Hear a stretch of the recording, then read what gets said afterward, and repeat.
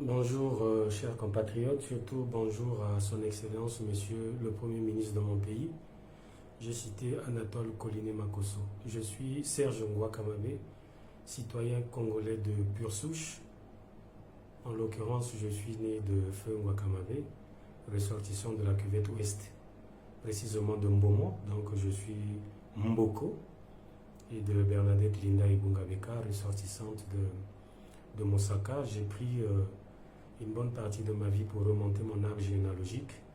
Depuis le départ, je suis congolais de pure souche et je le revendique. Mais ce n'est pas ça le sujet. Monsieur le Premier ministre, tout d'abord, je me permets de vous faire cette adresse de façon publique parce qu'il n'est pas toujours aisé de vous contacter stricto sensu. Et même d'ailleurs, même si je faisais une démarche personnelle, ça n'édifierait pas forcément la grande masse. Deuxièmement, je voudrais vous présenter mes excuses parce que lors de ma dernière sortie vidéo qui n'a pas été réfléchie ni pensée au cours de l'émission du 17h dimanche, quoique nombreux de compatriotes aient apprécié mon décryptage, mais il y a une bonne partie de mes proches qui estiment que je me suis adressé au public avec un peu trop de véhémence. Donc à ce sujet, je voudrais solennellement retirer les quelques propos qui auraient pu, de près ou de loin, heurter la sensibilité de vos proches, parce que vous-même, je vous reconnais la qualité d'un homme public qui a pris désormais l'habitude de prendre les coups. Enfin, je vais aborder ce qui me pousse à faire cette vidéo ce matin. C'est que hier, 1er avril 2024, nous sommes tous plus ou moins réveillés en tombant sur une vidéo désormais virale qui montre un reportage sur un don de terre que nous avons fait à nos frères africains rwandais. Et je me suis permis de mettre ça bout à bout avec un reportage de votre ministre du partenariat public-privé dont j'avais aussi décrypté l'interview. Et je me suis retrouvé avec plusieurs contradictions. Monsieur le Premier ministre, le ministre Denis Christelle Sassou Nguesso disait dans son interview que le Congo n'a jamais donné des terres au Rwanda. Pourtant, le reportage sur la télévision rwandaise, on voit bien les Rwandais se réjouir en disant que le gouvernement congolais leur a offert des terres.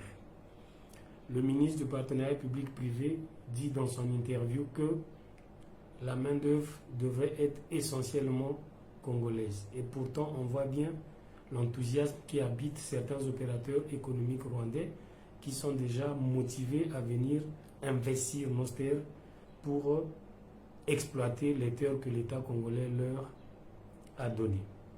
Troisième chose, le ministre Denis Christelle Sassou Nguesso parle de la culture du ricin. Le reportage de la télévision rwandaise montre ces opérateurs vanter la culture du piment, dont ils reconnaissent l'insuffisance du marché congolais et qui voudraient explorer d'autres populations, notamment le marché africain, voire au-delà. Dans l'interview du ministre Denis Christelle Sassou Nguesso, il parle du projet de Eni Congo. Et aujourd'hui, la question nous revient, pourquoi est-ce qu'un projet d'Eni Congo impliquerait majoritairement, sinon exclusivement les Rwandais? Monsieur le Premier ministre, j'ai choisi de m'adresser à vous parce que vous êtes au-delà de tout un homme ouvert, probablement le plus ouvert de l'échiquier politique congolais. Monsieur le Premier ministre, je vous en prie, nous avons juste besoin de réponses. Vous avez fait un passage dans les médias, vous avez été interviewé par Arsène Sévérin à l'époque. Je peux vous garantir que nous n'avons pas reçu les réponses à nos interrogations. Vous avez été interpellé par le député Tchati Mabiala de l'opposition à l'Assemblée nationale. Croyez-nous, Monsieur le Premier ministre, vos réponses ont été un poil insuffisantes par rapport à nos innombrables attentes.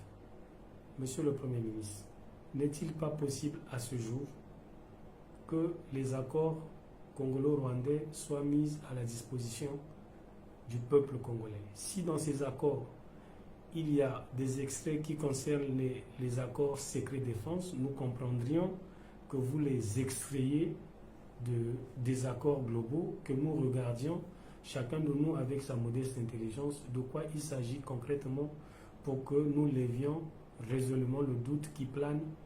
On ne peut même plus parler de doute, de ces contradictions, je vous en ai pris des exemples, qui planent sur ces accords.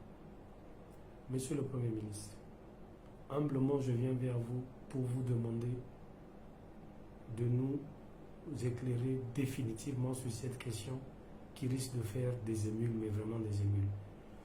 Personnellement, j'avais décidé de ne plus parler des questions politiques et me concentrer sur ma vie